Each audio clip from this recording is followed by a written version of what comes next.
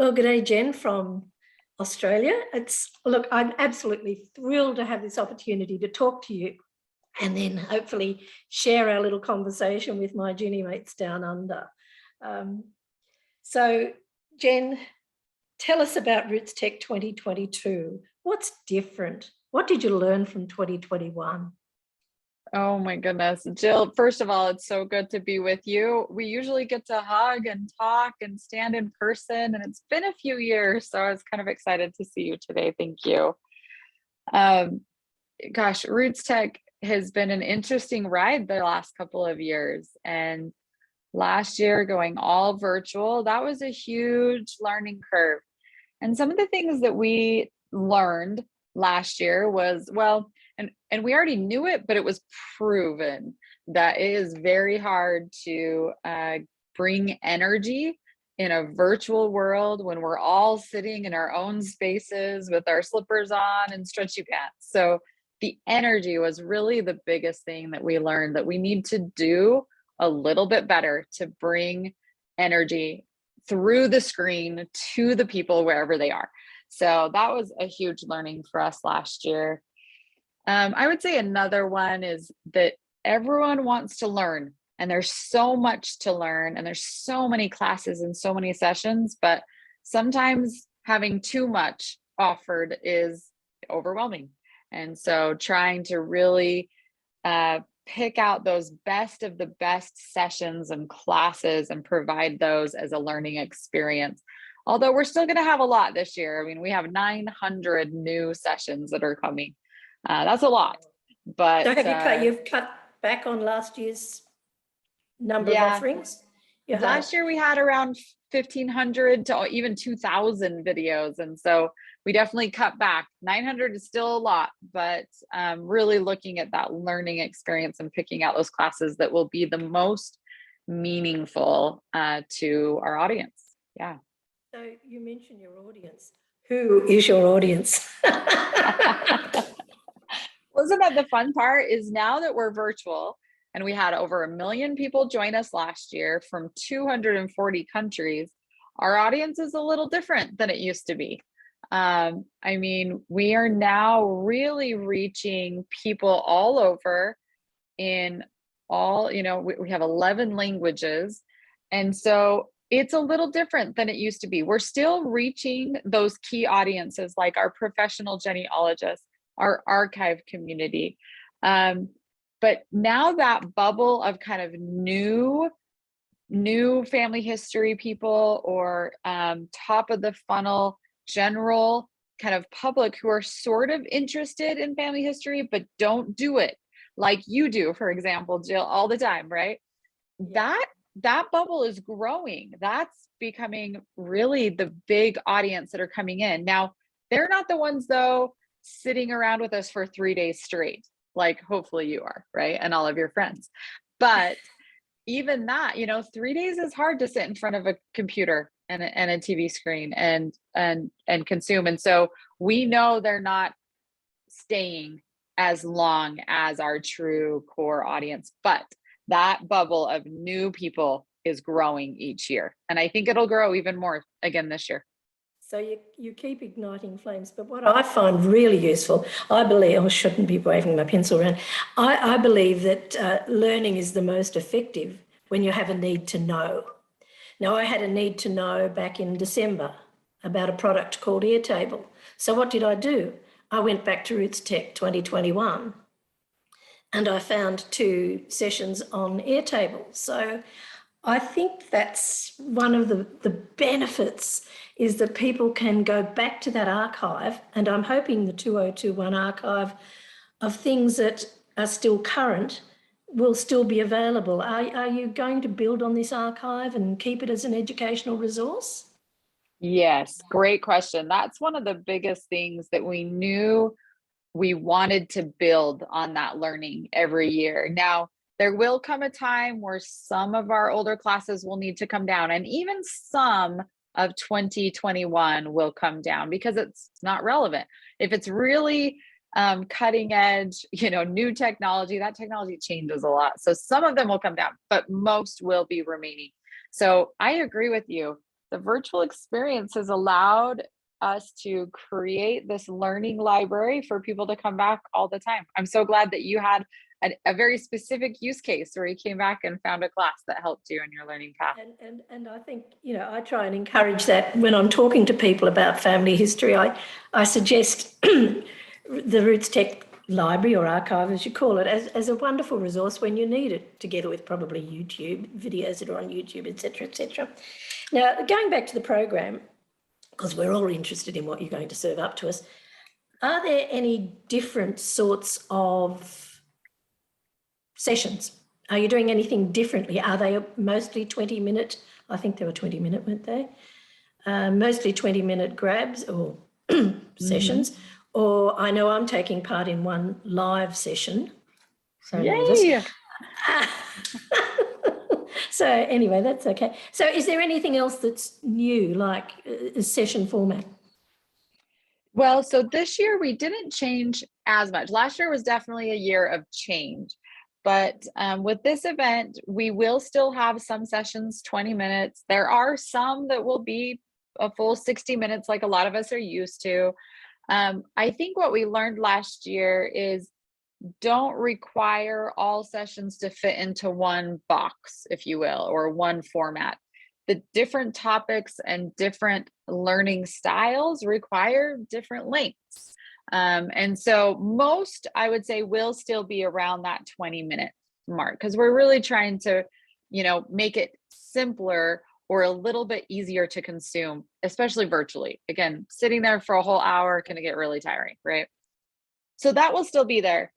I'm so glad you mentioned the live event, because those live sessions, we're really doing a lot more of these this year, because one of the biggest things we learned is that people want to connect. Now, they want to connect in a lot of different ways. So we're bringing lots of experiences to them this year, but specifically in the classes, they want to be able to chat with other people while that class is going on, or ask questions to the presenter. That's one thing that we kind of missed in the virtual world is, it's nice to raise your hand in the classroom and ask a question. And so we're providing more of that this year. And like you, there's 60 other presenters, I'm sure, that are a little bit nervous about this live environment, but I think it's going to be really, really great. Just giving them the opportunity to engage and connect in a new way. So, yeah. Oh, that's fantastic to hear. I noticed that you're the director of events for Familysearch. Is that new, or was that your previous title? And what have you added to your? Yeah. That's been the title for a little while, just running all the events and all the event aspects for Familysearch. Rootstech is one of those.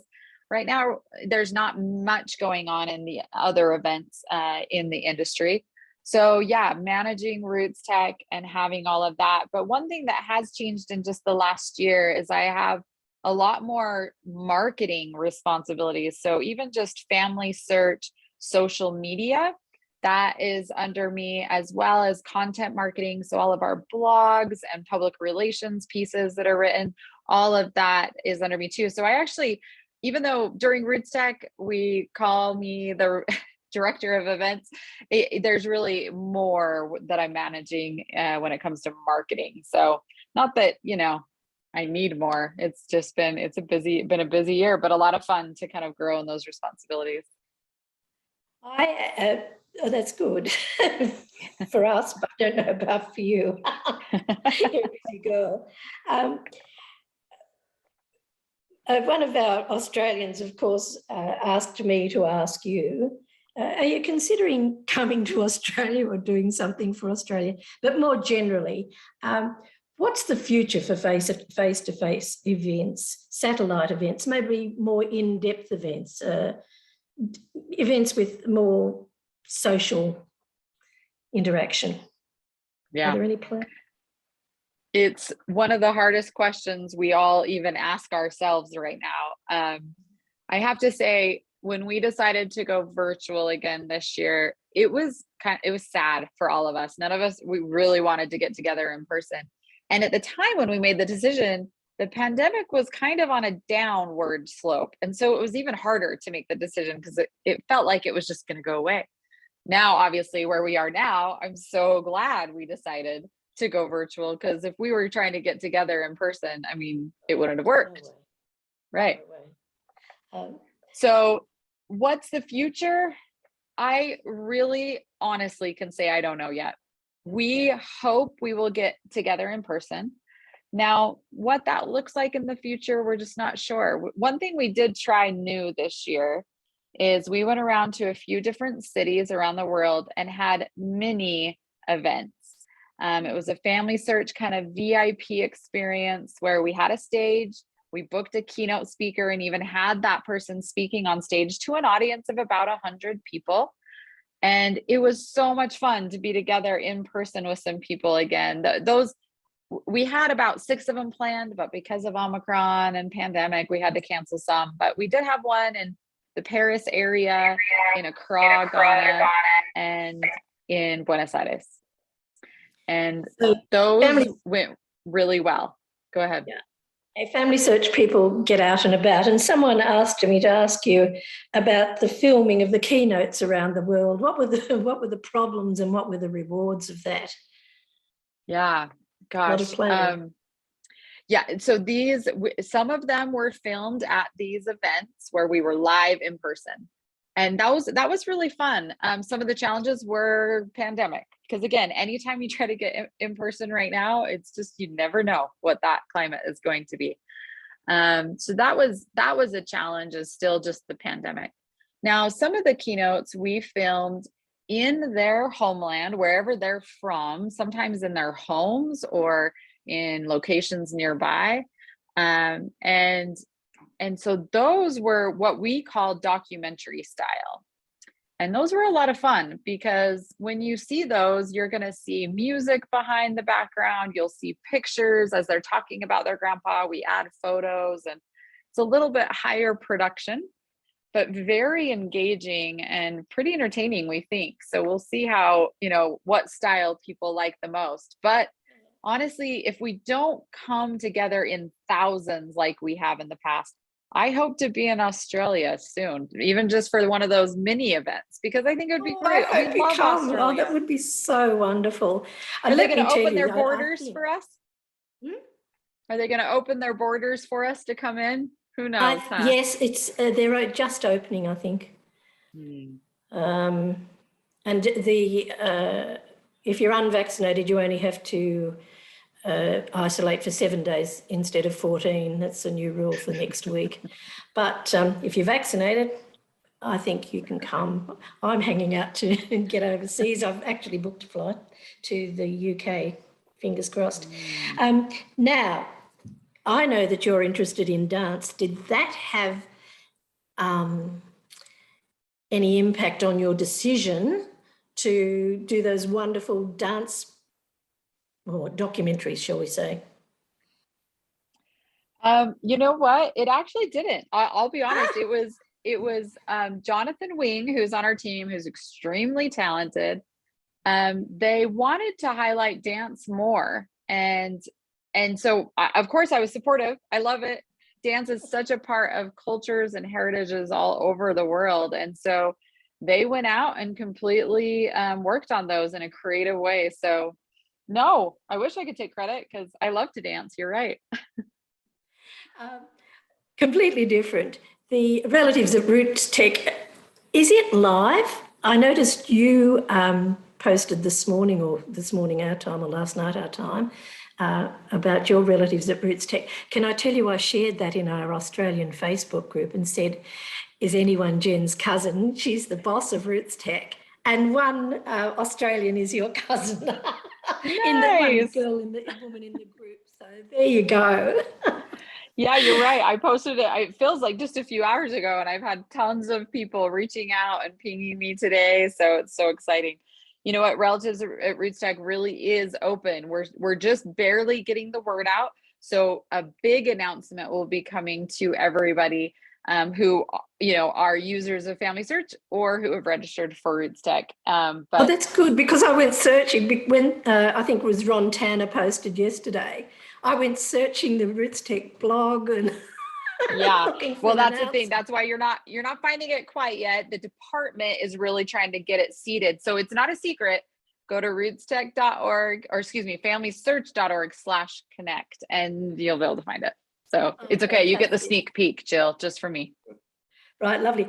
And now, speaking of Australia, let me tell you how important Rootstech is to Australians. The Society of I'm on the education committee for the Society of Australian Genealogists. We have canned our education offerings during the time Rootstech is on, and the Society is suggesting to its members that on that weekend, Rootstech is their baby for education. So there, when you come, I'm sure the Society would like to, I'm not on the board of directors or anything, but I'm sure they'd love to hear from you if you're coming to Australia. Yeah, so there you go. That's so great. Right. When you look back at Rootstech, what has really floated your boat, as they say? What's ignited your, passion? How's your satisfaction level? Oh my goodness. As I look through the years, I mean, it's been 9 years since I've been here and doing this. It's actually 10 or 11 events, though. There's so many ups and downs as we plan and execute this event. But it's incredible how when we get to this point and you're about ready to launch this event to the whole world, especially now that it's virtual, just so many opportunities to see people connecting. That's the part that's really magical about this virtual event. But usually I would say the thing that gets me the most excited is walking into that very first general session and seeing 8 to 10 to 20,000 people gathered together. And there's nothing better than that. And that's why I hope we can do it again someday, Jill, but I just don't know yet. Yeah, my husband last night and he's not a genie, as we call them, but he loves coming to Rootstech with me and carrying the bags. And he just said last night, ask when they're going to have another one. So there you go. And I think he's caught the bug a little bit. But now coming back to the program, I think one of the frustrations of people last year was that the program wasn't announced to the public until the death knock. What are the plans for this year? Is a great question. So we are what's the date? So a week from today, actually, on the 24th, we are planning on, as long as there's not any massive problems, but we are planning on opening up parts of the website so that you can start seeing the classes. You won't be able to watch the classes yet, but seeing the titles, the descriptions, building your playlist, and seeing the schedule of things. What's hardest about a virtual event and sharing the schedule, like we could do that today, but there's so many time zones all over the world. How do you communicate that? So opening our website early was kind of the way we would solve that and allow people to see that calendar that tells you your time zone when a keynote speaker will be or when a class will be held. So our hope is that it around a week from now, on the 24th or the 25th, I'll say, we're hoping to open that site so people can start seeing what there is. No, I don't know about the speakers agreement. Maybe I didn't read it. But are the speakers allowed to promote their talks? Absolutely. Now? Yeah, because I haven't seen a lot of that happening. Yeah, that's a good point. Are they allowed to do it now? I would say yes, but I guess I better consult with Rhett Dabbling just to make sure. But I would say we want you to be promoting it. It's hard because you don't have a link to drop them to right now, but allowing and telling people that you are speaking. Absolutely. Speaking about blah, blah, blah, blah, blah. Yeah. Yeah. Look at the program and find me sort of thing. Yeah. But there hasn't been a lot of that. And I just thought, maybe they're not allowed to do it. So that's good. No, it's a really good thing for you to say, Jill, and for us to hear, actually. So I'm going to take that as soon as we're done. Go find out. Yeah. Okay. Now, I'm just watching the time. During the week, we heard that there were 360 something thousand registrations already, and I'm sure that's grown. How are you tracking compared with last year? Do you really worry about the numbers or not? Yes, actually, let me answer that. Yes, we were about the numbers every single day. And we are tracking ahead. So we have more people registered now than we did last year at this time. So that's excellent. That's what we were hoping for. And eventually, when we start turning over those, it won't necessarily be tracking so much registrants, but then participants and who's actually now coming and participating in the event. But yes, we track those every single day. And luckily, we're doing a bit better than we were last year. And there's still some really cool things up our sleeves. Ooh. No hints? No, I'm going to leave that as a secret. She's You know mum. about relatives at Rootstech. That's just the beginning of some incredible experiences you'll get to do and connect with other people. So. Oh, that's fantastic.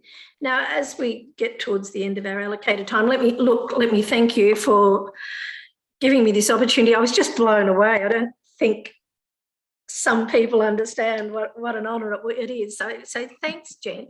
But what message have you got for probably the people down under about Rootstech? What do you want to tell them? What do you want them? Yeah, just whatever you think. Well, let me say this, and this is 100% truth, that Australia gets me excited when it comes to Rootstech and family history. I don't know what it is, but you are so passionate and you're so friendly to Rootstech. You're some of the most supportive people and have come to Rootstech for years. And that's why I'm not kidding. I would love to be in Australia. Let's bring Rootstech to you guys because you've been such good friends to us and helping us through the years, learning what we can do better, but also just supporting and continuing to come. And it's not easy to come from Australia. So thank you. The biggest thing I would say is thank you, because I just have a soft spot in my heart for all of you who love Rootstech. Yeah. And I want to say to the people, the organisers of Rootstech, who reached out to a little old granny in Australia just back before the first Rootstech, that it has just helped me grow. You know, I was recently retired.